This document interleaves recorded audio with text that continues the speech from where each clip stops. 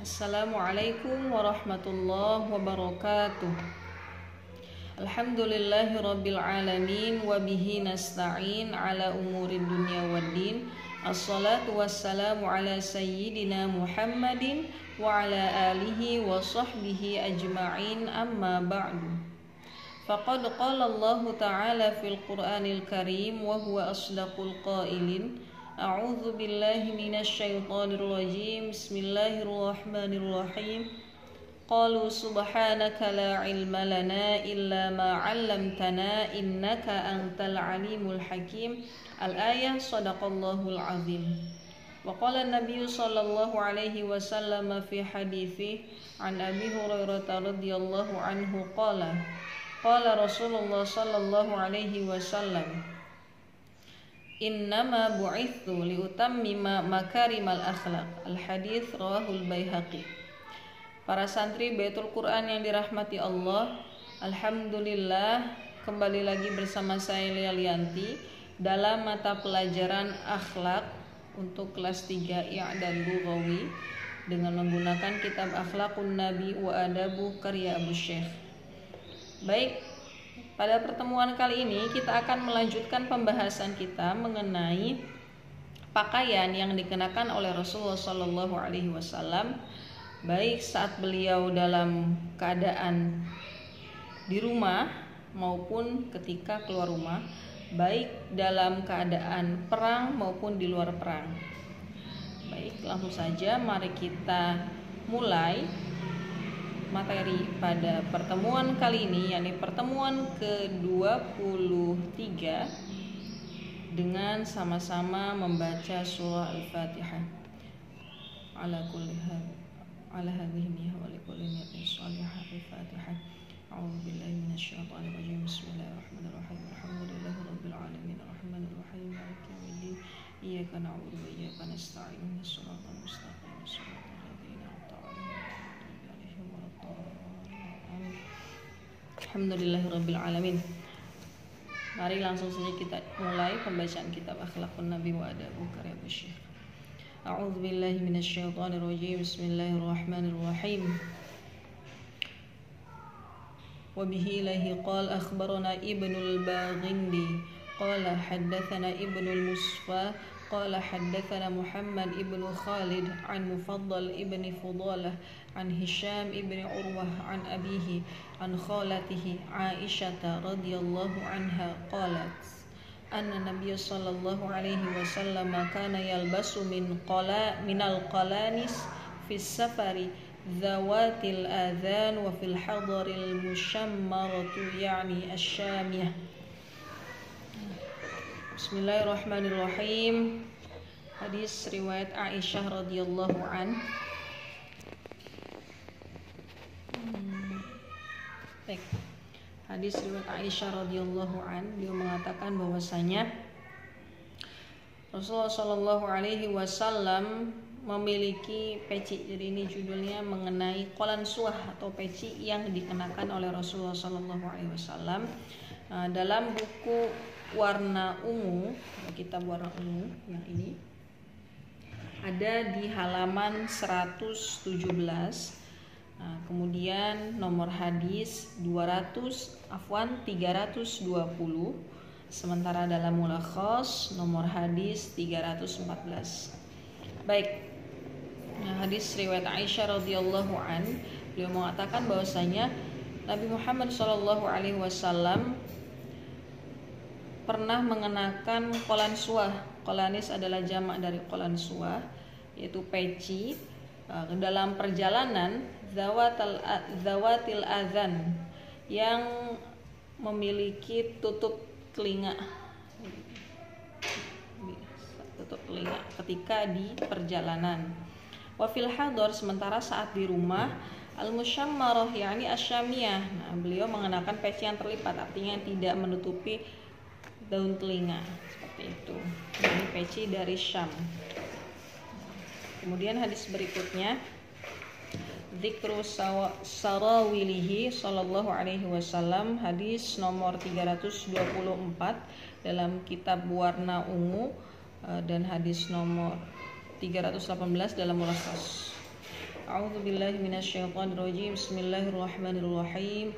Wa bihi ilaihi qala haddatsana Muhammad ibnu Yahya qala haddatsana Hannad qala haddatsana Waqi' an Sufyan ats-Tsauri an Simak ibni Harb an Suwaid ibni Qais qala jalabtu ana wa Makhramah al-'Abdi bazzan min Hajar ila Makkah fa atana Rasulullah sallallahu alaihi wasallam fashtara sarawilan wa thamma wazan yazinu bil ajri faqal idza wazanta fa arjih.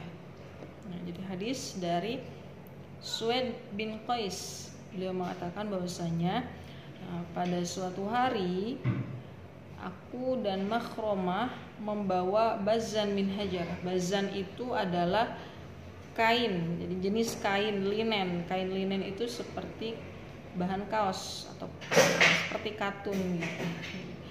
Nah, kemudian dari Hajar ke Mekah. Hajar itu ismul maudhi'. Fa'atana Rasulullah sallallahu alaihi wasallam. Kemudian Rasulullah sallallahu alaihi wasallam mendatangi kita. Fashtara sarawilan. Nah, kemudian beliau membeli beberapa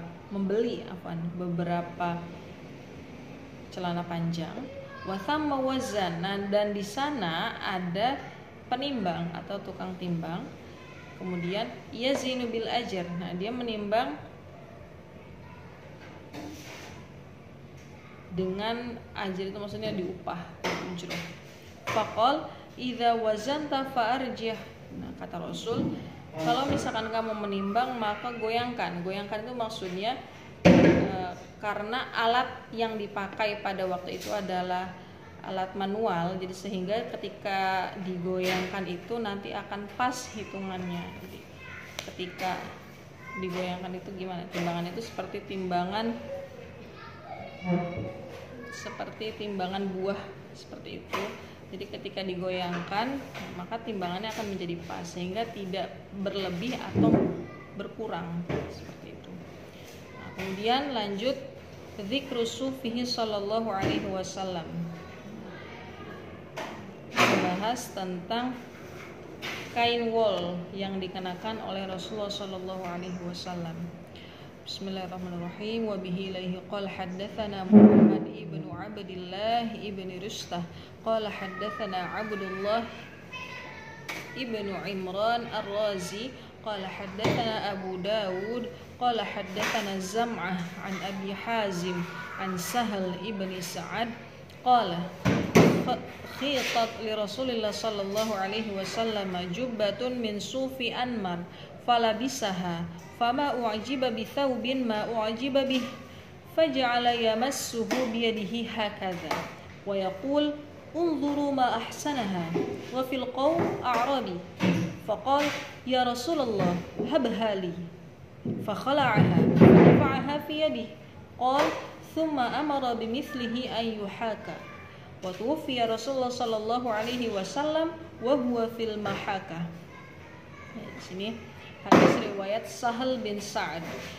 Beliau mengatakan bahwasanya Rasulullah sallallahu alaihi wasallam pernah suatu hari dijahitkan jubah dari kain wol anmar, namanya wol anmar. Kemudian ketika beliau mengenakannya, beliau sangat terkesan dengan pakaian itu, sehingga beliau usap-usap pakaiannya. Faja'ala yamassuhu biyadihi hakada. Nah, kemudian beliau mengatakan unzuru ma ahsanaha. Lihatlah betapa bagusnya baju ini. Nah, sementara pada waktu itu dalam satu kaum atau dalam perkumpulan para sahabat ada seorang pedalaman Arab atau yang biasa disebut atau dipanggil Badui, orang Badui, Arab Badui. Kemudian dia mengatakan, wahai Rasul, habhali, Rasul, aku mau dong berikan itu kepadaku. Apa yang dikatakan oleh Rasul? Mendengar baju yang baru beliau coba, kemudian sangat beliau sukai, diminta oleh Arabi. Nah, apa yang dilakukan oleh Rasul? Akhirnya mendengar itu, Rasul langsung melepasnya, fakhala'aha, jadi langsung dilepas, kemudian langsung diserahkan kepada Arabi. dengan tangan Rasul sendiri. Nih bajunya. Setelah itu thumma amara bimithlihi ayyuhaka. Setelah kejadian itu Rasul meminta kepada para sahabat untuk dibuatkan lagi kain serupa, baju serupa, dengan ditenun. Tetapi belum selesai tenunannya Rasul sudah wafat. Tufiya Rasulullah sallallahu alaihi wasallam wa huwa fil mahaka. Nah, kemudian di sini ada hadis berikutnya. Hadis berikutnya juga memperjelas bahwasanya Rasul juga memakai pakaian dari wool, bahan wool. Di sini ada hadis riwayat Ubadah bin As-Samit. Kita bacakan. A'udzu billahi minasyaitonir rajim. Bismillahirrahmanirrahim.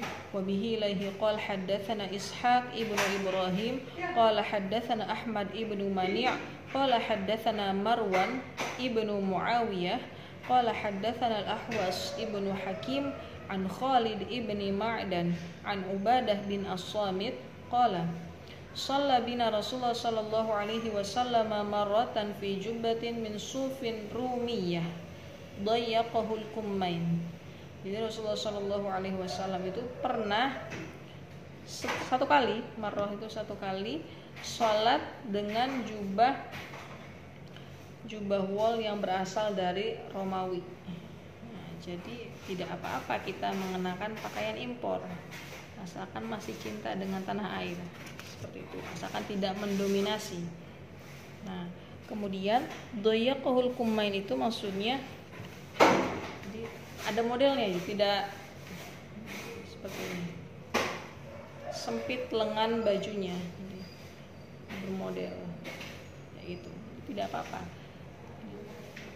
memakai pakaian yang tidak lurus-lurus saja, itu tidak tidak masalah, asalkan memenuhi aturan syariat, tidak terawang kemudian tidak ngetat atau tidak ngepas, dan tidak menyerupai pakaian lawan jenis.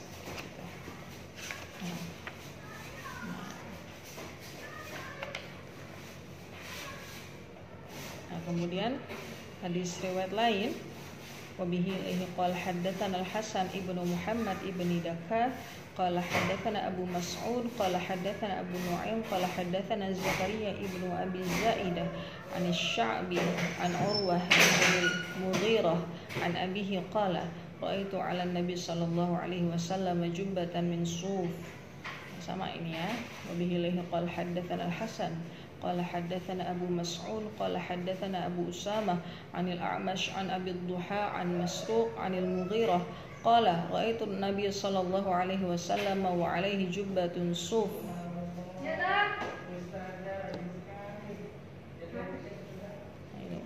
Ini adalah hadis-hadis mengenai Rasul memiliki kain dari wol, berbahan dasar wol. Baik. Nah, itulah hadis-hadis yang kita bacakan dalam pertemuan kali ini, yakni pertemuan ke-23.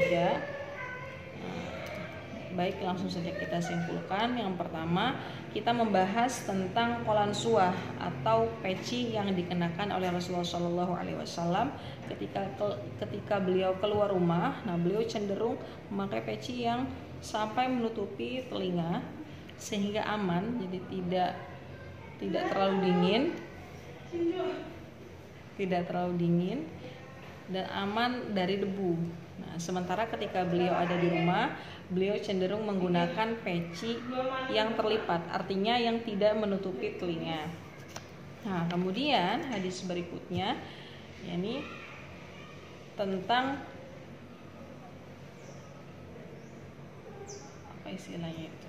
Tentang panduan untuk pedagang. Jadi, pedagang apabila memiliki timbangan, maka di sini idza wazanta fa'arjih. Kalau misalkan kamu menimbang, entah apa itu ya, entah itu buah-buahan atau apapun itu yang ditimbang, maka fa'arjih. Nah, di situ goyangkan timbangan. Timbangan itu artinya timbanglah dari nol, timbanglah dengan seimbang.